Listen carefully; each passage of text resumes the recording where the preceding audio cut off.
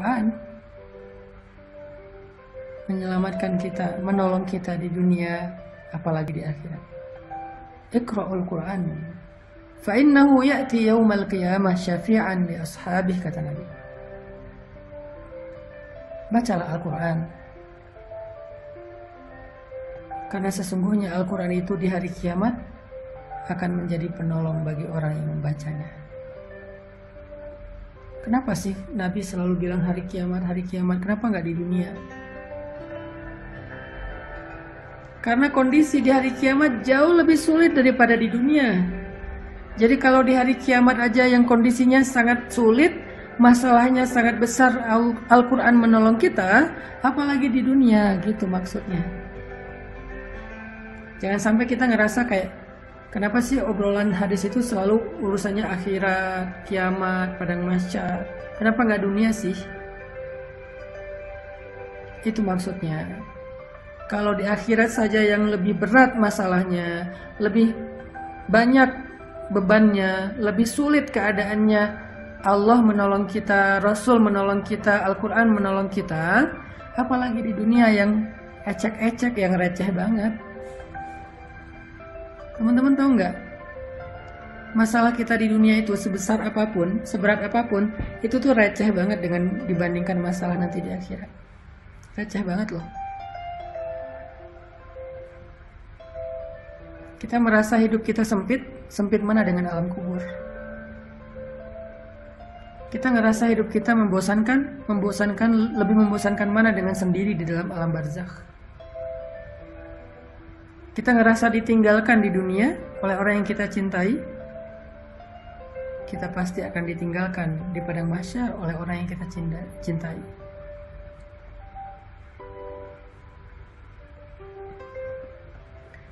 Yawma yafirrul mar'u min akhihi, yawma yafirrul mar'u min akhihi wa sahibatihi wa banihi likulli imri'in minhum yawma idzin sya'nun yughnihi.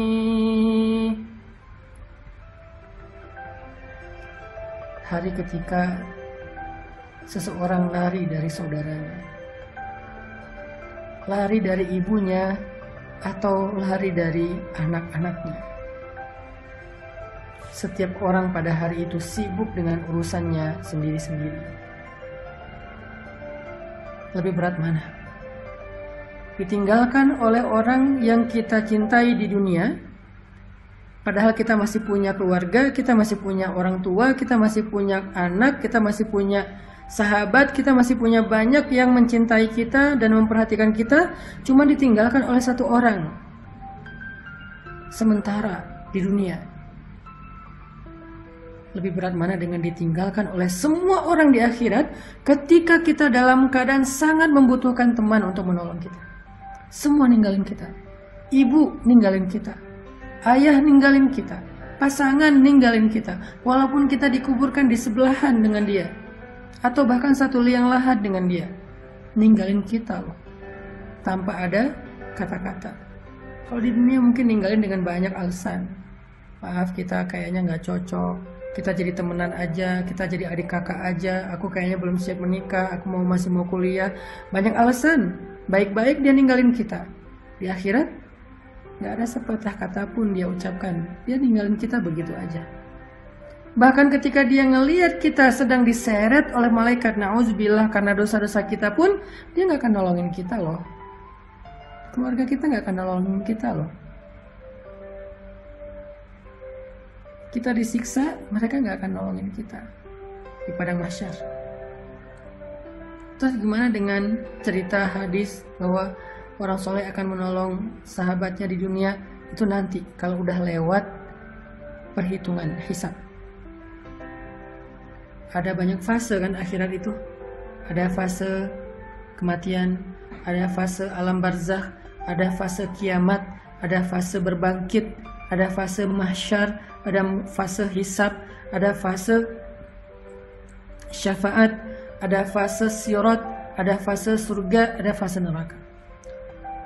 Puncaknya fase memandang wajah Allah.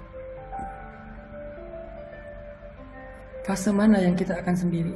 Pertama, fase kematian. Gak ada yang bisa menolong kita. Gak ada yang bisa menyembuhkan kita dari kematian. Kalla idza balagatit taraqi wa qila man raq wa qila man raq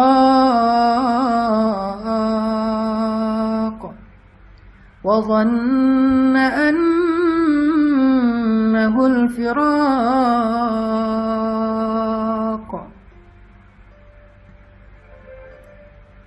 والتفت الساق بالساق إلى ربك يومئذ المساق.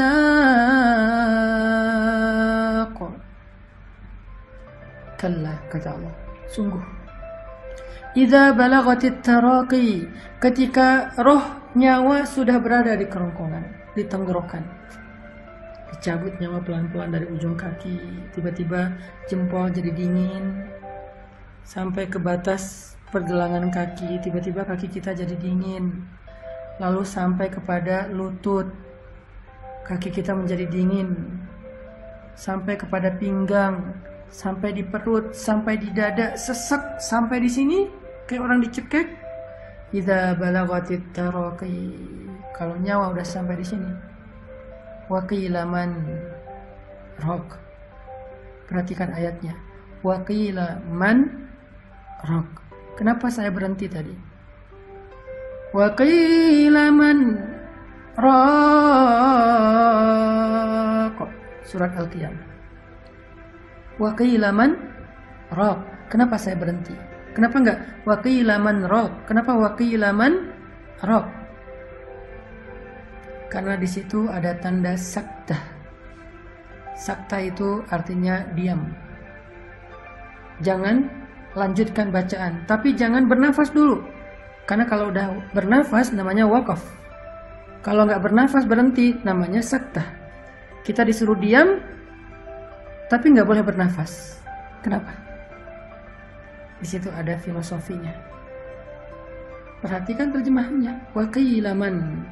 Ditanya kepada dia, siapa? Siapa sekarang? Jawab siapa? Lalu kenapa diam? Karena nggak ada yang bisa dijawab, nggak ada yang bisa jawab, nggak ada yang bisa ditunjuk siapa. Siapa apa? Rokok yang bisa menyembuhkan.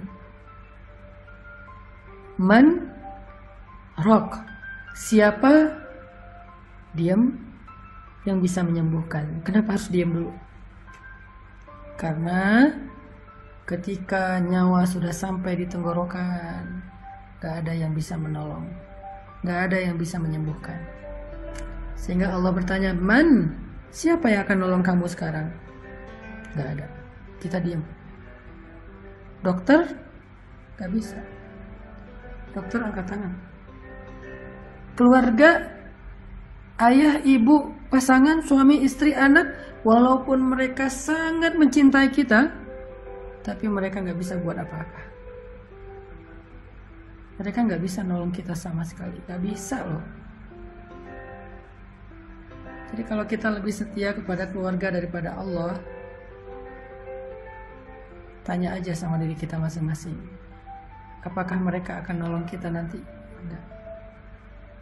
Kalau kita gara-gara anak jadi nggak ke masjid, gara-gara keluarga jadi nggak ke masjid, gara-gara pasangan jadi nggak ke masjid, gara-gara keluarga jadi nggak berhijab, gara-gara keluarga jadi nggak sholat, gara-gara keluarga kita makan yang haram, kita mencari harta yang haram, gara-gara keluarga. Sekarang tanya, apakah kelak mereka bisa nolong kita? Jawabannya ada di Al-Qiyamah. Wa qila man raq. Gak ada yang bisa nolong kita. Balik lagi kepada pembahasan tadi. Boleh dengar musik selama itu bukan musik yang dilarang dalam Islam. Apa itu musik yang dilarang? Pertama, performernya adalah seorang cewek, yang nonton cowok nggak boleh. Kedua, isinya adalah tentang tubuh perempuan yang terlalu vulgar, atau tentang cinta-cintaan yang nggak halal, apalagi cinta semalam udah jelas-jelas haram, tentang baper-baperan, patah hati, pengen bunuh diri, lemah, nggak berdaya, yang syairnya melemahkan jiwa kita, itu dilarang. Tapi kalau lagu musik yang sekedar hiburan, motivasi, musik yang sekedar selingan, nggak ada bait-bait syair yang melemahkan semangat kita, maka nggak apa-apa. Tapi tetap itu nggak bisa memberi kebaikan kita di dunia atau di akhirat.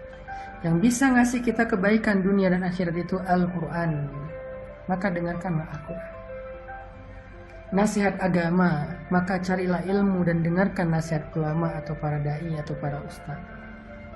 Zikir, kalimat-kalimat mulia dari nama-nama Allah, itulah yang bisa menyelamatkan kita dunia dan akhirat.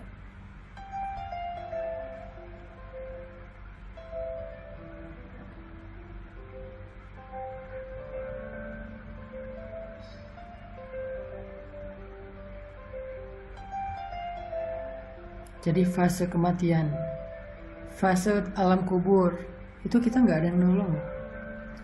Keluarga yang paling mencintai kita, yang tidur di atas makam kita karena nggak rela dengan kepergian kita, menangis habis-habisan seharian itu karena kehilangan kita,